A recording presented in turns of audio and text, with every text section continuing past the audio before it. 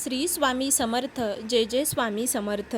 स्वागत आहे तुमचं माझ्या यूट्यूब चॅनलवरती. तुमच्या मनातल्या सर्व इच्छा मनोकामना स्वामी महाराजांच्या आशीर्वादाने खरंच पूर्ण व्हावी हीच स्वामी महाराजांच्या चरणी मी प्रार्थना करते आणि व्हिडिओला सुरुवात करते. व्हिडिओ कुठेही स्किप न करता शेवटपर्यंत व्हिडिओ तुम्ही नक्की बघा.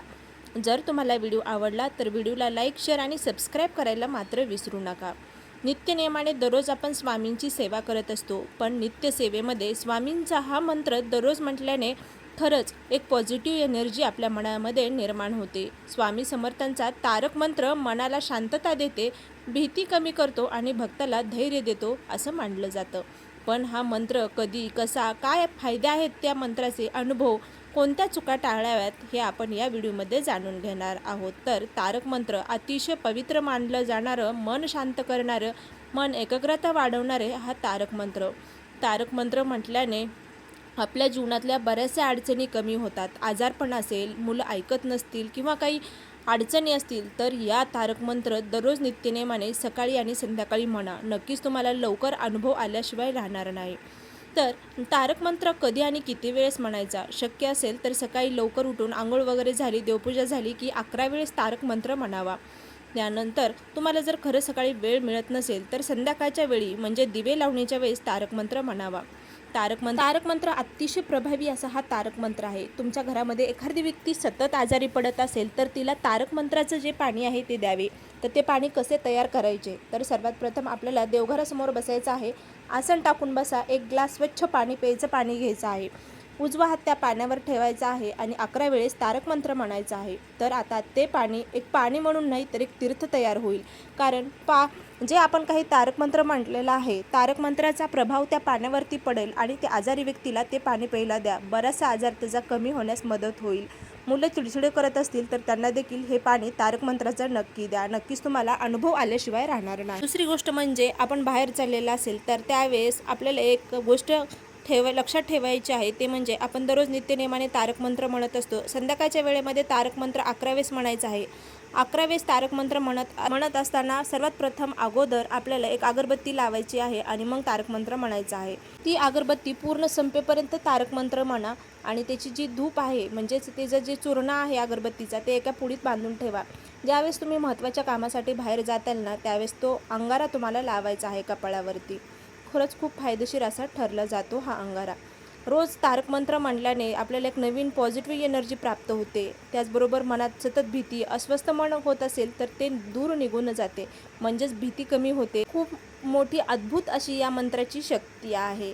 त्यानंतर नियम म्हणजे तारक मंत्राला कोणताही नियम नाही, म्हणजेच तुम्ही कधीही म्हणू शकता. सकाळी, संध्याकाळी ज्यावेळेस तुम्हाला वाटेल की आता स्वामींचा मला तारक मंत्र म्हणायचा आहे तर तुम्ही तारक मंत्र म्हणायला सुरू करू शकतात. बऱ्याच भक्तांचे अनुभव आहेत की तारक मंत्र हा त्यांच्या जीवनातला खूप मोठा शक्ती देणारा अद्भुत चमत्कार त्यांनी पाहिलेले आहेत, म्हणजेच अनुभव देखील पाहिलेले आहेत.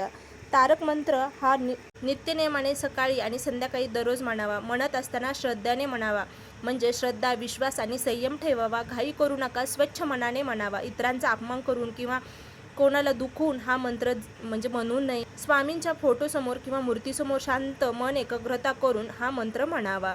बघा तारक मंत्राचा अर्थ काय होतो. निशंक होई रे मना, निर्भय होई रे मना. हे मन सर्व शंका आणि भीती सोड, आत्मविश्वास आणि श्रद्धा ठेव. प्रचंड स्वामी बळ पाठीशी नित्य आहे रे मना. स्वामी समर्थांची प्रचंड शक्ती नेहमी तुमच्या पाठीशी आहे. तू कधीच एकटा नाहीस.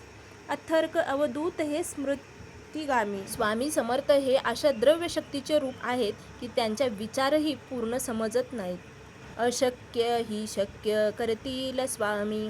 जे अशक्य वाटतं तेही स्वामी समर्थ शक्य करून दाखवतात. जिथे स्वामी चरण तेथे नेऊ काय. जिथे स्वामींचा आशीर्वाद आहे तेथे काही कमी पडत नाही.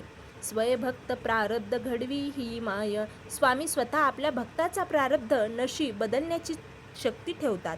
आज्ञे विना काळ ना नेई त्याला. स्वामींच्या परवानगीशिवाय काळ, मृत्यू, वाईट वेळ सुद्धा त्या भक्ताला स्पर्श करू शकत नाही.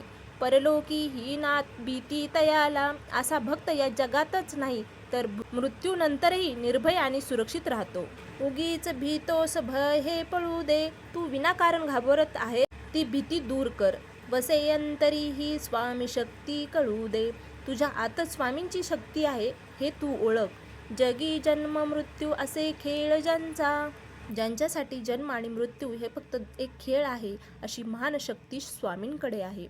नको घाबरू तू असे बाळ त्यांचा, तू त्यांच्या छत्राखाली आहेस, मग कशाला घाबरतोस.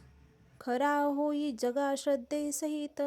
खरा भक्त होण्यासाठी मनापासून श्रद्धा जागृत ठेवा. कसा होसी त्याविना तू स्वामी भक्त. श्रद्धा नसताना तू स्वामींचा खरा भक्त कसा होशील. आठव कित्येकदा दिली त्यांनीच साथ. विचार कर किती वेळा स्वामींनी तुला मदत केली आहे. नको डगमगू, स्वामी देतील हात. अडचणीत घाबरू नको, स्वामी नेहमी तुझा हात धरतील. विभूती नमन नाम ध्याना तीर्थ. विभूती भस्म नमस्कार, स्वामींचं नामस्मरण आणि ध्यान, अर्घ, पूजा या सर्व गोष्टी पवित्र आणि तीर्थासारख्या आहेत. स्वामीच या पंचामृतात. या पाचही गोष्टीमध्ये स्वामींचं अस्तित्व आहे. हेच खरे पंचामृत आहे. हे तीर्थ घेई आठवरे प्रचिती. या गोष्टी श्रद्धेने स्वीकार केल्या तर स्वामींची शक्तिशाली प्रचिती अनुभवता येते. ना सोडती तया जया स्वामी घेती हाती. ज्यांचा हात स्वामी धरतात त्याला ते कधीच एकटं सोडत नाहीत. तर अतिशय पवित्र असणारा आणि अनुभूती देणारा हा तारक मंत्र दररोज नित्यनेमाने पठण करावे. नक्कीच 21 दिवस ह्या सेवा करून बघा. अनुभव आल्याशिवाय तुम्हाला राहणार नाही. व्हिडिओ तुम्हाला खरंच आवडला असेल तर कमेंटमध्ये नक्की लिहा. श्री स्वामी समर्थ. जय जय स्वामी समर्थ. अवधूत चिंतन. श्री गुरुदेव दत्त.